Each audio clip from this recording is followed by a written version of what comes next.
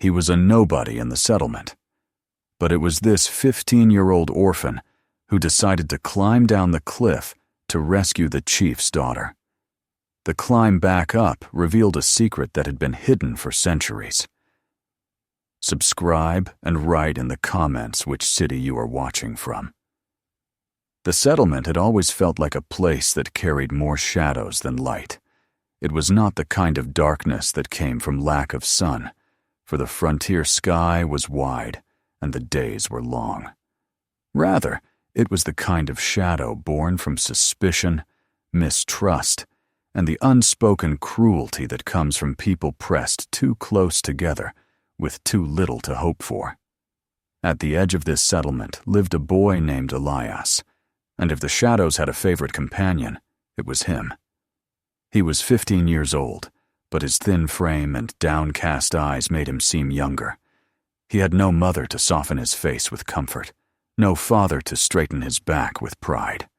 His parents had been gone so long that most people scarcely remembered their names. To the townsfolk, Elias was simply the boy who did odd jobs, the orphan who never had enough food in his belly or enough warmth in his clothes. Children mocked him in the alleys. Adults dismissed him with the same indifference they gave to stray dogs. When something went missing, suspicion fell on him first. When chores too dirty or dangerous needed to be done, his name was called last. The people of the settlement did not wish him dead, but neither did they wish him alive. He was tolerated, and that was all. Yet beneath his quiet demeanor, there lived something more, though few ever saw it. Elias had learned to read the world in ways others had forgotten. When the hunters searched the woods and returned empty-handed, he could look at a patch of bent grass and tell them which direction the deer had fled. When storms rattled the timber walls of the settlement, he knew by the smell of the wind how long the rain would last. Years of being left to his own devices had sharpened him, carved him into a boy who could move through the forest as if it were part of him. None of this mattered to the settlement, of course. To them, skills unrecognized might as well not exist. That evening the air was heavy, swollen with the promise of rain. Dark clouds gathered over the western ridge, and a restless wind whipped through the narrow lanes. Elias had been carrying bundles of firewood when he first heard the commotion. Voices rose in panic, and he saw torches flaring near the edge of the square. Traders from the nearby tribal encampment had come running, their faces tight with fear, their language harsh and urgent. Though Elias did not know all their words, he understood enough. A child was missing the daughter of their chief, vanished without a trace as the storm drew near. The tribesmen spread out quickly, moving into the forest in different directions, calling the girl's name into the gathering gloom. Their urgency filled the air with dread, and the townsfolk gathered to watch with wary eyes, as though tragedy belonging to others was a spectacle best observed at a distance. Elias stood on the fringe, the bundle of wood forgotten in his arms. He felt the unease ripple through him, as though the cries of the searching men had reached some buried place inside his chest. He had been 6 once, hungry and cold, abandoned to a world that had no use for him. He remembered what it was to call out for help that never came, to pray for footsteps that only ever walked away. The sight of the chief's anguish, the sound of that name, Ayana, echoing against the trees, stirred something he could not ignore. Yet he remained still, for he knew the truth of his position. If he stepped forward, if he suggested he could help, they would sneer or laugh, or worse, accuse him of having some hand in the disappearance. He had lived long enough under their suspicion to understand his place. And yet, as the voices carried into the forest and began to fade, he could not silence the pounding of his heart. The storm broke with a low rumble of thunder. The wind shifted, bringing with it the faintest thread of sound. Elias stiffened. It was not the voices of the men, nor the cry of an animal. It was thinner, weaker, and it reached him like a thread of smoke, drifting where no one else thought to look. He turned his head, straining his ears. There it was again, faint but undeniable, the sound of a child's voice carried by the wind. None of the searchers seemed to hear it. They moved east, their torches bobbing deeper into the trees. But this sound came from the south, from the direction of the cliffs that dropped into the ravine. A place the tribesmen would not go in the dark, for it was treacherous ground and whispered to be cursed. Elias felt his throat tighten. He knew what it meant to ignore such a sound. He knew that by morning it would be gone, washed away by the storm, leaving only silence and the grim certainty of what had been lost. He thought of stepping forward, of shouting to the tribesmen that they were going the wrong way. But even as he imagined it, he knew what would follow. The laughter, the dismissal, the suspicion. He saw himself shoved aside, his words cast down like mud. No one would follow where he pointed. No one ever had. The bundle of wood slipped from his arms. He stood there, the rain beginning to patter against his skin, and wrestled with himself. Fear gnawed at him, for the cliffs were a place he had never dared to go. Yet beneath the fear was something stronger, a determination that rose like fire in his chest. If he turned away, the child would die alone, as he himself once might have. If he went, he could fail, and his broken body would be all the settlement remembered of him. But perhaps he could succeed. Perhaps he could prove, if only to himself, that he was more than the shadow they thought him to be. Without another thought, he turned and began to walk toward the south, his feet sinking into the wet earth. The torches of the searchers faded behind him, swallowed by trees and storm. He carried only a rope, a small knife, and the weight of his decision. The wind howled through the branches, and the first cold drops of rain struck his face, but still he pressed on. For the first time in his life, he wasn't waiting for someone else to decide his worth. He was choosing it himself. And in the darkening woods, with thunder rolling above, Elias set out toward the cliffs where no one else dared go, guided only by the faint cry of a child and the memory of what it meant to be lost. The forest closed in around him as he pushed south, the storm thickening with every step. Rain began to fall in earnest, first as scattered drops that pattered on the leaves above, then as a steady curtain that blurred the outlines of trees and softened the ground underfoot into treacherous mud. Elias moved quickly but carefully, scanning the forest floor for signs, for any trace that the sound he had heard was real and not some trick of the storm. At first there was nothing, only the endless rush of rain and the sharp crack of branches whipped by the wind. But then he saw it, a broken twig, fresh and splintered, its inside pale against the dark bark. Just beyond, a faint scuff in the soft earth, small and shallow, but too deliberate to be the work of an animal. His breath quickened. He was on the right path. The storm seemed determined to erase what he sought. Each drop of rain pressed the earth flatter. Each gust of wind scattered the leaves and cloaked the ground in false trails. But Elias had lived his whole life watching where others did not. He saw the small signs that spoke louder to him than shouts. A bent reed leaning against the current of the wind, as though pushed by something smaller than the storm.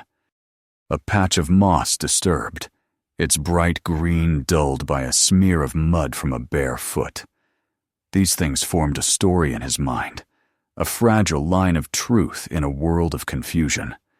The child had come this way, running hard, stumbling often. And the direction led only to one place, the cliffs. By the time he reached the edge of the ravine, night had fallen in earnest. The storm had blotted out the moon and stars, and the only light came in quick, violent flashes of lightning that split the world into momentary clarity and deeper darkness. He stood at the brink, peering down into the void below, his heart hammering against his ribs. The cry came again, faint but undeniable, rising between the roar of the storm and the rush of water far below. He leaned forward, gripping a wet tree trunk for balance, and saw her. The girl sat huddled on a narrow shelf of rock about 30 feet down the cliff face. Her small body was pressed against the stone, arms wrapped tightly around her knees, her head bowed. In the brief flash of lightning, he caught sight of her face, pale, streaked with dirt and tears. Her clothing was torn, her leg bent at an unnatural angle, blood glistening on her shin. She was alive, but trapped, and the water at the bottom of the ravine was rising, swelling into a foaming torrent that licked hungrily at the stone. She would not survive until morning. Fear surged through him so sharply that his knees weakened. He had never climbed such a height, never dangled his life from rock and air. One slip, one failed hold, and he would join the water below, his body broken on the stones. For a moment he stood frozen, his breath caught between terror and despair. Then the girl lifted her head. Her eyes met his, wide with pain and hope, and in that instant, his fear gave way to something fiercer. He could not turn away. He could not be the boy the settlement always believed him to be, useless, cowardly, nothing. He had chosen this path, and now he had to see it through. He scanned the cliff face, searching for any path, any handhold, and then he saw them. Strange, weathered beams of wood, hammered deep into the stone at irregular intervals, protruding like ribs from the cliff's body. Some were thick, others rotted thin, all slick with rain. They formed a crude ladder, if one could be bold enough to call it that, running jaggedly down toward the shelf where the girl sat. For a moment, Elias thought his eyes deceived him. Who would have placed such beams here, in such a place? But they were real, and they were the only chance he had. He wrapped his rope around his waist and tied the knife securely at his side, though he knew they would do little against the scale of what he faced. Then he lowered himself over the edge, gripping the first of the beams with both hands. The wood was slick, and it groaned under his weight, but it held. Slowly, step by agonizing step, he descended. Rain lashed his face, blinding him, and water poured down the cliff in thin streams that made each hold a hazard. Twice he nearly lost his grip, his foot sliding off the wet stone, his body lurching dangerously into the void before he caught himself. His fingers burned, his arms shook, but he forced himself downward. At last, he reached the shelf. The girl flinched at his sudden nearness, then sagged with relief when she saw he was not some specter conjured by fear. Up close, she seemed even smaller, her face pale beneath streaks of mud, her lips blue from cold. Her leg was twisted awkwardly, the ankle swollen and dark. She could not walk, and she could not climb. Elias crouched beside her, his chest heaving, and for a moment simply pressed his hand to the stone to steady himself. The storm raged above them, the water churned below, and the shelf of rock seemed to shrink with each passing minute. They had no time. He lifted her gently, slinging her arms over his shoulders and tying her small body to his with the rope. She whimpered in pain, but clung to him. The added weight nearly toppled him as he rose, but he locked his knees, braced his back, and turned toward the cliff face. The beams waited, their dark shapes jutting from the stone like the bones of some great beast. He swallowed hard, tightened his grip, and began to climb. Each step was a battle. The girl's weight pulled him backward, the rope digging into his chest, but he dared not think of letting her go. The beams shifted underfoot, some crumbling slightly at their edges, others groaning with the strain. His arms ached, his breath came in ragged gasps, and the storm seemed determined to strip him from the cliff.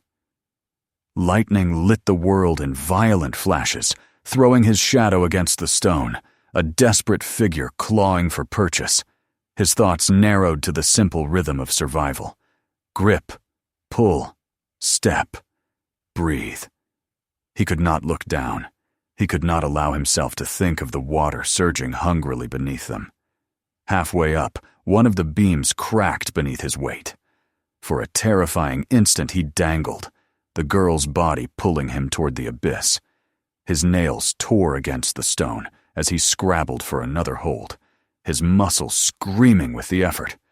Somehow, by sheer stubbornness, he found another beam, seized it, and hauled them both back to safety. His chest burned, his hands bled, but he climbed still. There was no other choice. The higher they went, the more the beams seemed to close in on him.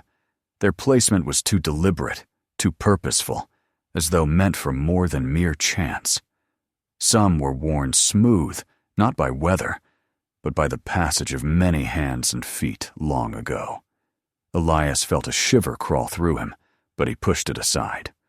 Whatever their purpose, whatever their history, they were his salvation now. He could question later, if there was a later to be had. At last, after what felt like an eternity of struggle, he saw the rim of the cliff above.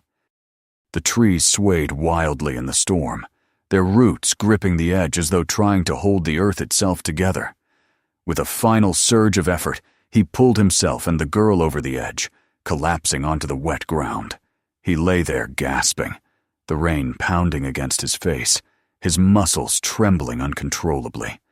The girl shifted weakly against him, her small voice barely audible above the storm. She was alive. They were both alive. But even as relief swept through him, Elias could not shake the image of those beams, silent and waiting, their dark shapes jutting from the cliff like a warning.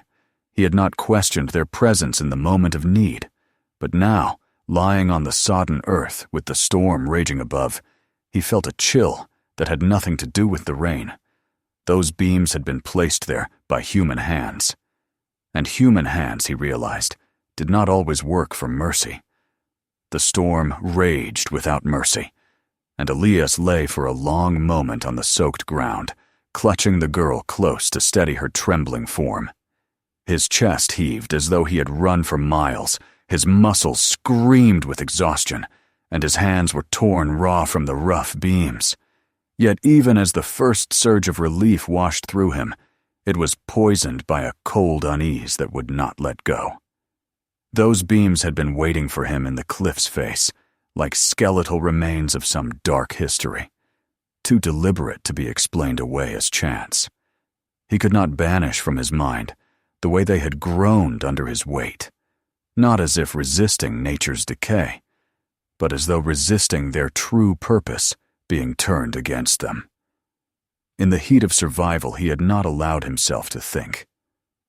Now, with the girl's shallow breath warming his shoulder and the thunder rolling above, his mind began to turn over what he had seen. The girl whimpered as she tried to shift her injured leg, and Elias forced himself upright, brushing wet hair from his eyes. The ground beneath them was slick with mud, and the trees bent low under the weight of rain, but the sense of danger was not in the storm alone. Something about this place pressed against him, like the weight of unseen eyes. He could not stay here. They had escaped the abyss below, but he could not shake the feeling that they had climbed through more than stone and rain. He rose unsteadily, the girl clinging to him, and began to walk away from the cliff's edge. Yet even as he staggered forward, his eyes kept flicking back to the dark maw of stone they had escaped, to the black shapes of beams jutting out like teeth from the cliff's mouth.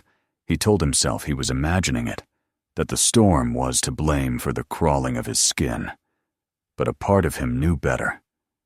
The path back into the forest was uncertain, and with each flash of lightning, he caught glimpses of carvings on the rocks nearby. At first he thought them cracks, jagged marks split by time and weather. But as the storm lit the world again and again, he saw lines too straight, too purposeful to be nature's hand.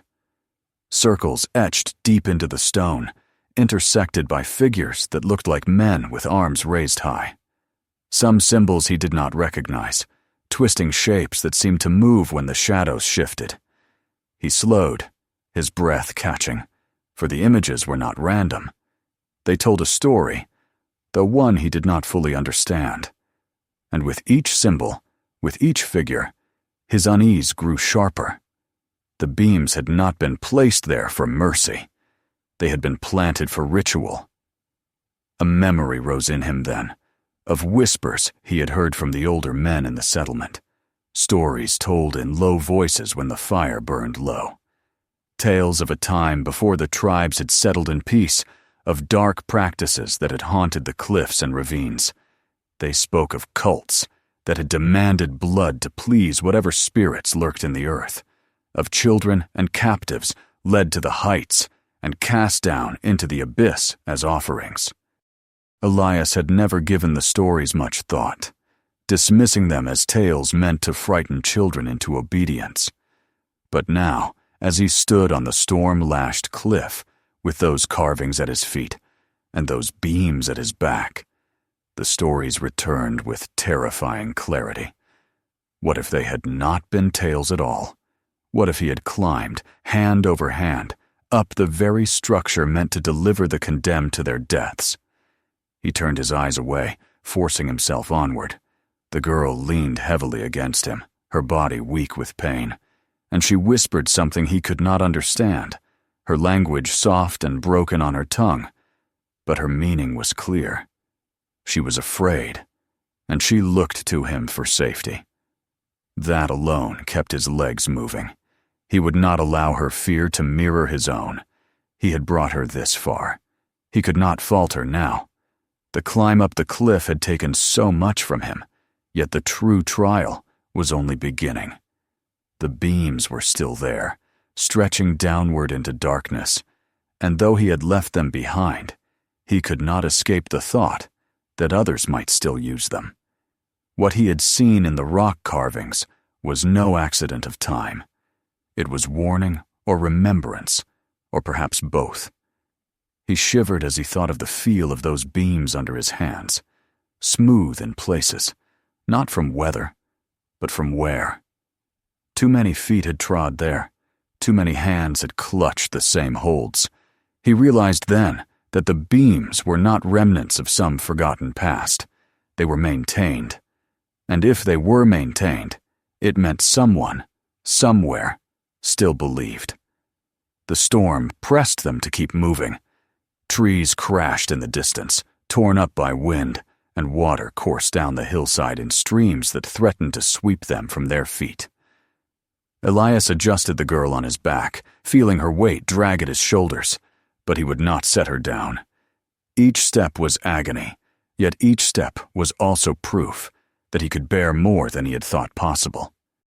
He clenched his teeth, his mind a whirl of exhaustion and fear, and pushed through the forest.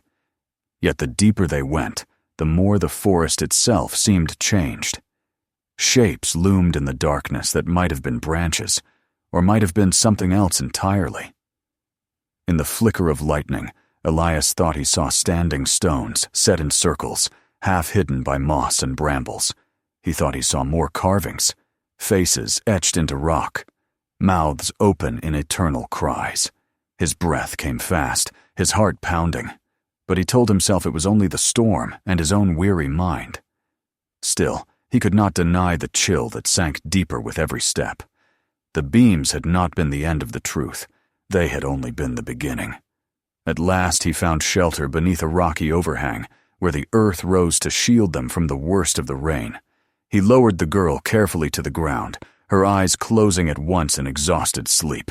He crouched beside her, wrapping her in what dry scraps of his clothing he could spare, and then he sat with his back to the stone, his mind restless. He could not close his eyes. Each flash of lightning carved the forest into stark relief, and in those moments he saw the cliff edge again and again. saw the beams rising like a stairway into the sky, a stairway built not for the living, but for the condemned. He shuddered, clutching his knees, and wondered what kind of world he had stumbled into. The night passed slowly, the storm battering the earth until the very ground seemed to shake. Elias sat awake through it all, keeping the girl close, keeping his thoughts at bay only with sheer will. When dawn at last broke, pale and cold, it brought no comfort. The rain had lessened to a steady drizzle, but the forest was drowned, the ground churned into mud. The girl stirred beside him, her face pale but calmer, and he helped her sit up. They had survived the storm, but the questions lingered like smoke. Who had placed those beams? Who had carved those symbols? And why, after so many years, did they still remain? As he prepared to carry her once more, Elias cast one last glance toward the direction of the cliffs. The sky was gray, the air heavy with mist, but in his mind he saw the beams jutting from the stone, waiting, silent, patient. They were not relics of a dead past. They were signposts of something still alive, something watching, something that had been disturbed by his climb. And as he turned away, tightening his grip on the girl and beginning the long trek toward the world of men, he knew with a sinking certainty that the trial of the cliffs was not finished. The storm had passed, but the shadows of the past had only begun to stir. Morning broke gray and uncertain, the sky still heavy with the remnants of the storm. The forest was soaked, every leaf dripping, every root wrapped in waterlogged soil that squelched beneath Elias's boots. The girl stirred against him, her small hands clutching at his shirt, her face pale but determined not to cry. He adjusted her carefully on his back, tightening the knots that kept her secure, and set his jaw against the long road ahead. His muscles ached from the night's ordeal, his hands were raw and blistered, and each step felt heavier than the last. Yet he pressed forward, for there was no turning back. Not now, not after what they had survived together. The beams, the carvings, the storm, they were behind him for the moment, but their shadow lingered over every thought. He could not escape the knowledge of what he had touched, the ancient stairway that had led him not only to the girl, but to the truth about the land they walked upon.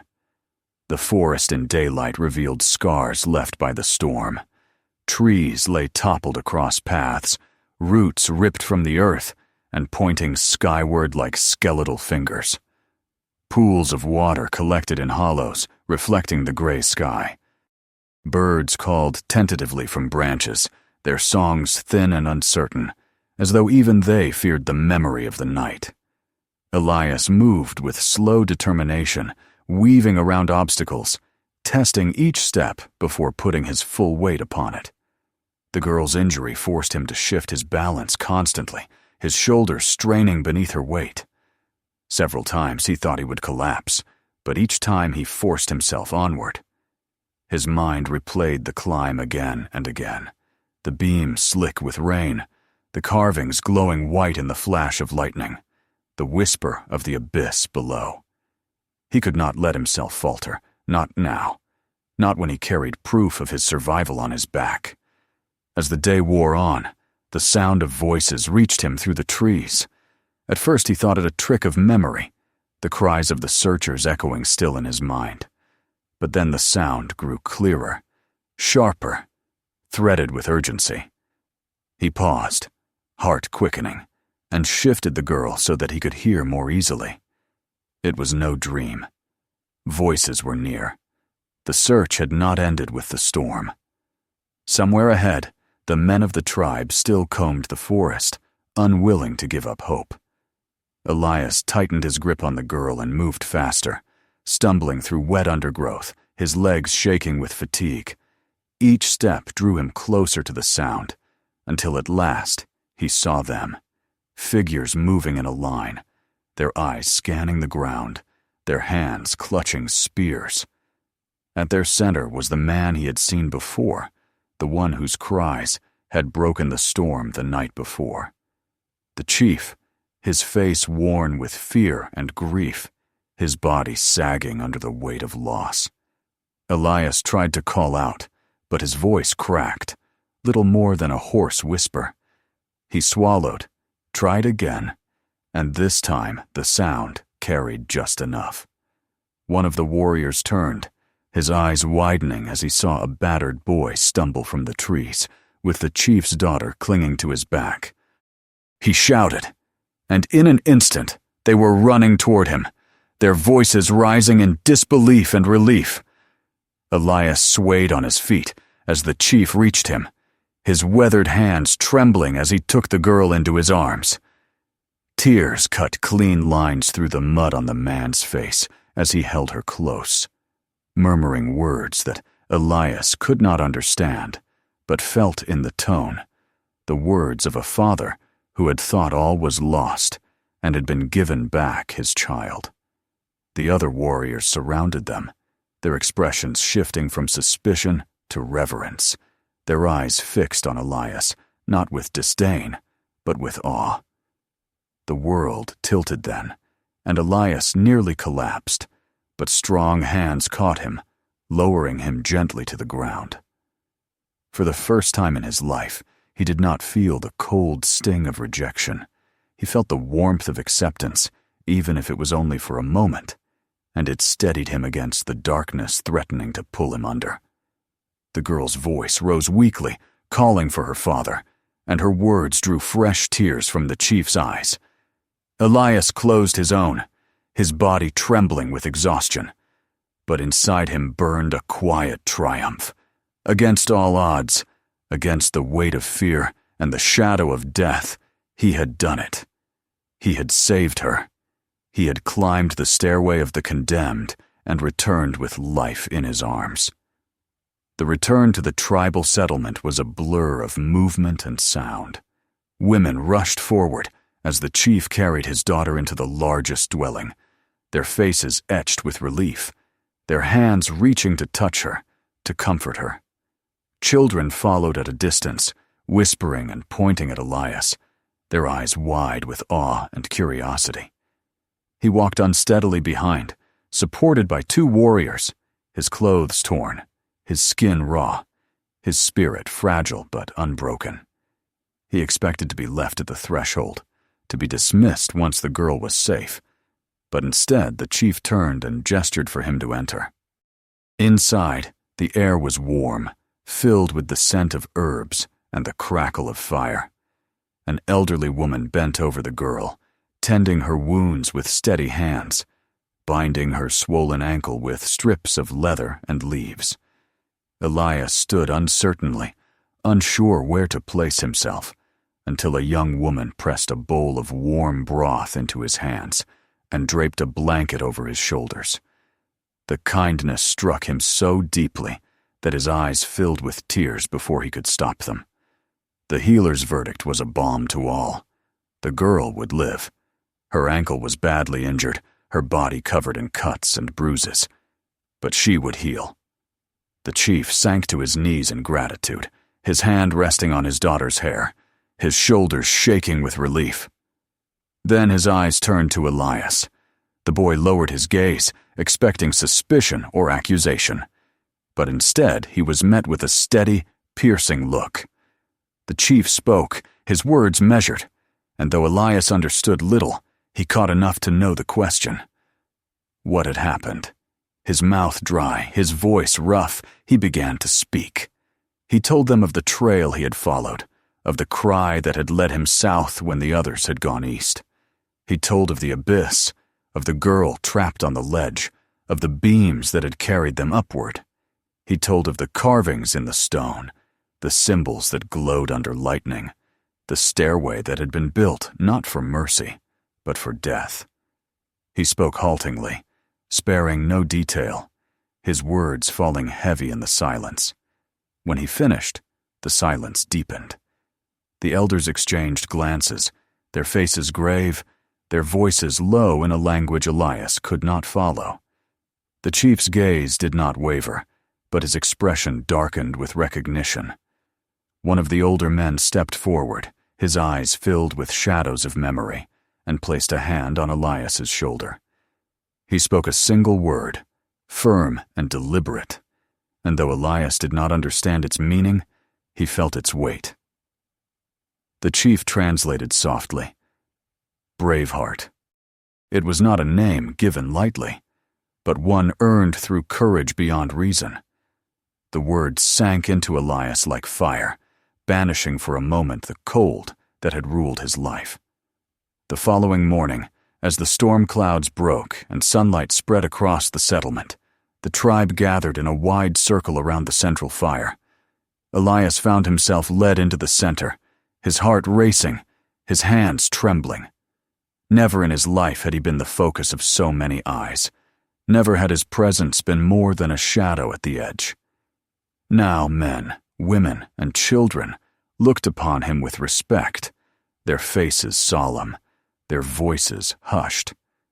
The chief spoke loudly, his words carrying to all. He told of the boy who had walked alone into the storm, who had followed where others did not, who had risked his life to save a child who was not his own.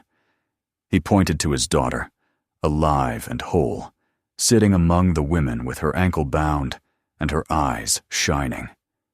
He spoke of the beams, of the stairway that Elias had dared to climb, of the secret it revealed about their land and their past. He spoke of courage, not as the absence of fear, but as the act of facing fear and moving forward in spite of it. An elder stepped forward with a necklace wrapped in deerskin. He unfolded it carefully, revealing polished stones and carved bones strung together with eagle feathers. It was an heirloom, a mark of honor passed down through generations. With slow hands, he placed it around Elias's neck. The weight of it was more than physical.